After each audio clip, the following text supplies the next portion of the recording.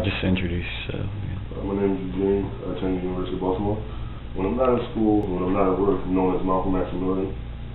I produce and I rap, and I run my own independent record label called Millionaire Radio. Nice. When you first started playing music and like how you got into it. Okay. Let's see. When I first started playing music was probably when I was like 9 years old. Is when I learned how to write.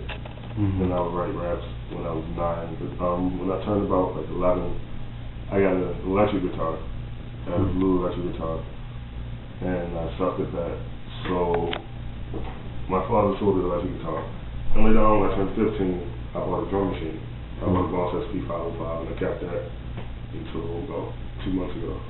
Nice. And I used that. I taught myself how to make beats on that. Yeah. What, like, who are some artists, or I guess any like styles of music or different musical artists that like influenced your like the music you make today? My favorite rapper of all time was Wu-Tang Clan, but I didn't really grow up listening to a lot of rap music. I grew up listening to like a lot of soul music. Yeah. So I grew up listening to like the Delphonics, the Manhattan, stuff like that, the Dells, Blue Magic. That's actually one of my favorite groups. I grew up listening to stuff like that. First Mayfield is one of my favorite artists. So, and then when you listen to rap, you know, they do a lot of sampling in rap. So when you listen, to me, when I was listening to stuff like that all the time, it was a little bit easier for me to learn how to sample.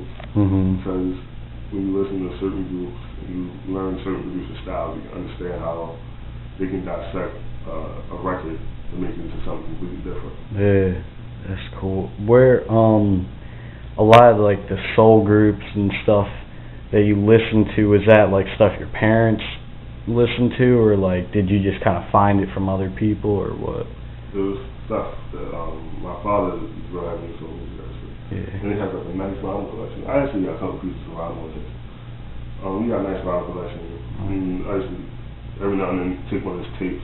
When I first started making beats, I actually took all his vinyl and all CDs and I put them in my basement. And I just practiced with that for like 3 years.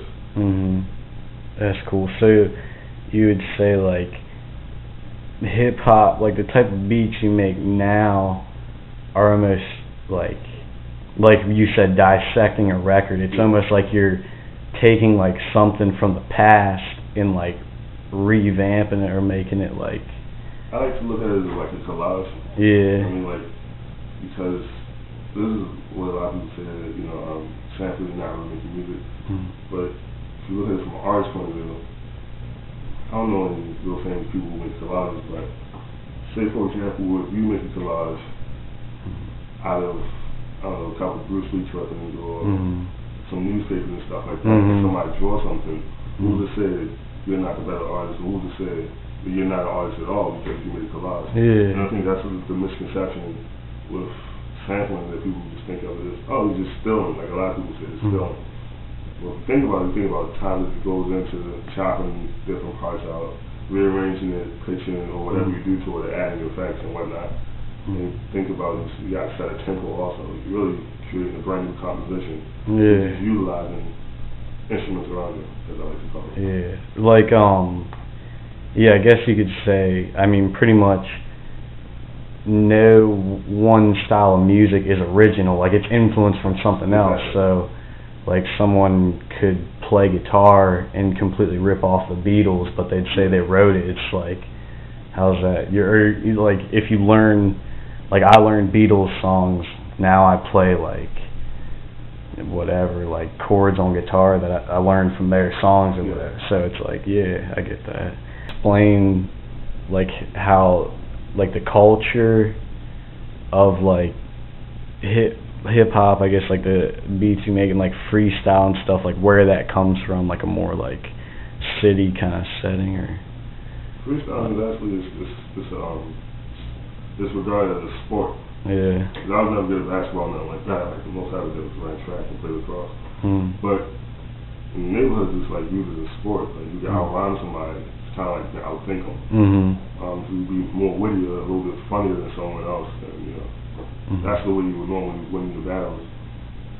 So especially after 8 Mile, became like people were freestyling before 8 Mile, but you know, to see it thrown on the movies there on the big screen, and then I don't know how many people saw 8 Mile, but after that, you know, everyone wants to freestyle now. You know, to see one of the greatest rappers ever do it, and you see how that's how he came up. So it obviously becomes a part of the neighborhood, because I was in 8th grade when 8 Mile came out. Were you living in Baltimore then? Yeah, I was living in Baltimore City. I was going to West Baltimore Middle School, and after 8 Mile came over, everybody saw that, they threw a freestyle competition in our school. Really? That's pretty cool. I didn't know.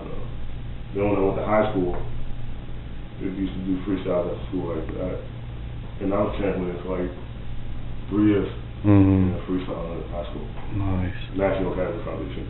Okay. When you freestyle, that's kind of like mirroring, I guess, like